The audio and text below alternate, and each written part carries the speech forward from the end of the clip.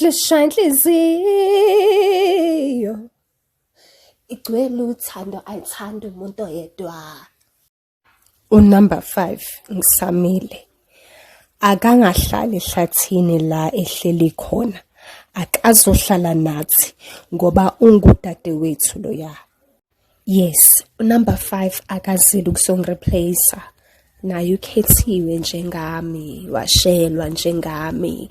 So asikho impela isidingo sokuthi singafuni ukuyizwa indaba ya number 5. Yes, ngiyabonga. Ningisupport nje yabo, ngisho nakuma baby shower. Ngicela futhi ningiphelezele mase ngiyothola ingane. I want you guys to be there when my baby pops out. Ngiyanicela ningenze ngathi manje mina ngineshwa or nginebhadi, please guys. Amakhosikazi ami, uMayeni, Makhumalo, noMangwabi angwaphathanga kahle khathi ngifaka unumber 5. Fanele ngixolise kubo. Ngiyabonga ukuthi aningishiyanga ithandwa zami. Yazi bangibonisa ukuthi ngisho ngingafa bayokhumbula okuhle ngami, yabona. Bakhohlwe yikho konke ukubi. Uyazi ukuthi eMzumbe akunamuntu ohlala laphaya. Can you imagine umuzi ohleli wodwa nje? Lento ingiphatha kabuhlungu.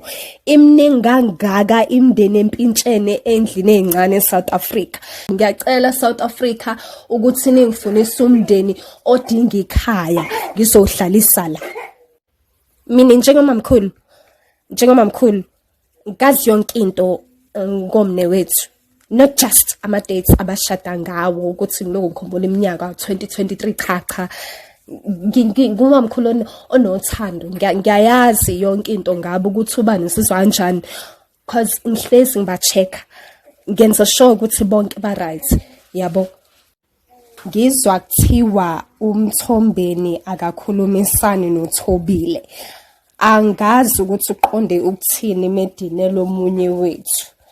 Ngicela sifocuse kulokho. Sishiye phansi indaba zaseMzumbe. Siyeke nokulwa nabantu abakhomentela uhlolo lwethu ngoba yibona abasithatha basibeke labo bantu.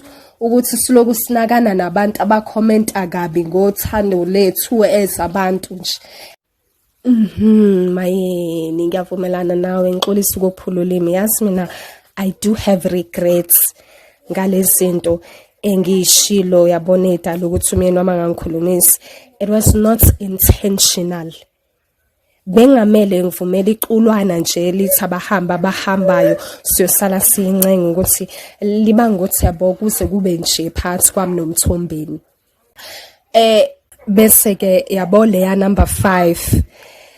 Ngiyamamukela number 5, ngiyakwamukela sis. Asikho nje isidingo sokuthi ngenze ngathi awu exist because ukusalayo khona empilweni yami, uyabo.